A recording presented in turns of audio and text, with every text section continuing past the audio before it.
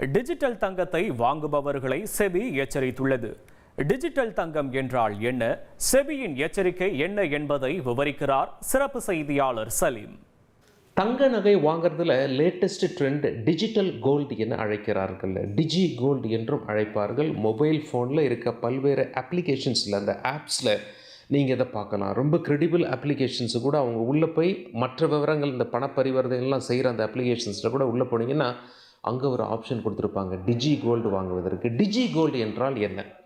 முதல்ல தங்கம் அப்படிங்கிறது நம்ம எல்லாருக்கும் தெரியும். நம்ம ஒன்று தங்க கடையில் போய் அதை வாங்குவோம், அதை ஃபங்க்ஷனுக்கெல்லாம் பெண்கள் யூஸ் பண்ணுறாங்க. ரெண்டாவது, நம்ம கோல்டு காயின்ஸாகவும் முதலீட்டின் அடிப்படையில் கோல்டு பார்ஸாகவும் நாம் வாங்கி வைப்போம். இது தங்கம் இயல்பாக நாம் வாங்கக்கூடியது, கண்ணில் தெரியக்கூடியது, நாம் தொட்டு பார்க்கலாம், வீட்டில் வைக்கலாம் அல்லது வங்கி லாக்கரில் கொண்டு போய் வைக்கலாம். தேவையில்லை, நமக்கு பண தேவை இருக்குது அப்படின்னா தங்கத்தை நாம் விற்று பணம் பெறலாம். இது நம்ம கையால் தொட்டு பார்க்கும் தங்கம். டிஜிட்டல் தங்கத்தை, டிஜி கோல்டை கையால் தொட்டு பார்க்கலாம் முடியாதுங்க. உங்ககிட்ட காசு 10 ரூபா இருந்தால் கூட நீங்கள் கோல்டு வாங்கிக்கலாம். நிஜ கடையில் போய் 10 ரூபாய்க்கு கோல்டு கொடுன்னா என்ன சொல்லுவாங்க? அல்லது 100 ரூபா கொடுத்து கோல்டு வாங்கிட முடியுமா? ஆனால் டிஜி கோல்டு அப்படி கிடையாது. 100 ரூபா இருந்தாலும் 10 ரூபா இருந்தாலும் நீங்கள் அந்த காசை கொடுத்து அதற்கான தகுந்த கோல்டை உங்கள் பெயரில் ஒதுக்கி விடுவார்கள். அதில் நீங்கள் கண்ணிலெல்லாம் போய் பார்க்க முடியாது.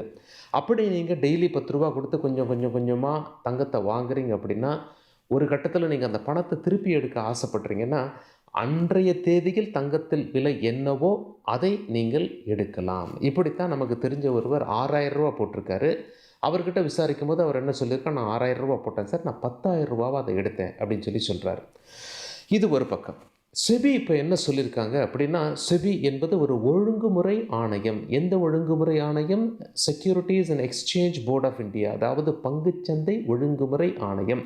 பங்குச்சந்தையில் நிறைய பேர் நிறைய இன்வெஸ்ட்மெண்ட் பண்ணுறாங்க. அவங்களுடைய இன்வெஸ்ட்மெண்ட் சட்ட ரீதியாக நடைபெறுகிறதா?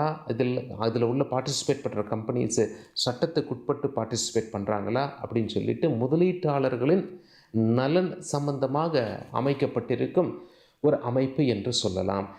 அந்த அமைப்பின் வரம்புக்குள் டிஜி கோல்டு வருகிறதான்னு கேட்டிங்கன்னா வரலை. அதுதான் அவங்க சொல்கிறாங்க. இது எங்களுடைய வரம்பு முறையில் வரவில்லை.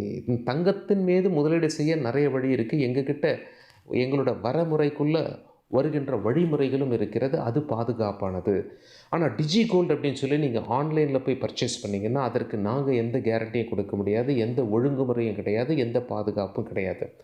உதாரணத்துக்கு நீங்கள் சொல்லலாம், டிஜிட்டல் கோல்டு அந்த வெப்சைட்டில் நான் போய் பணத்தை போட்டேன், எனக்கு பணம் அதிகமாக வந்தது அப்படின்னு சொல்லலாம். ஆனால் அந்த குறிப்பிட்ட நிதி நிறுவனம் திவாலானால் உங்களுடைய பணத்திற்கு என்ன கேரண்டி?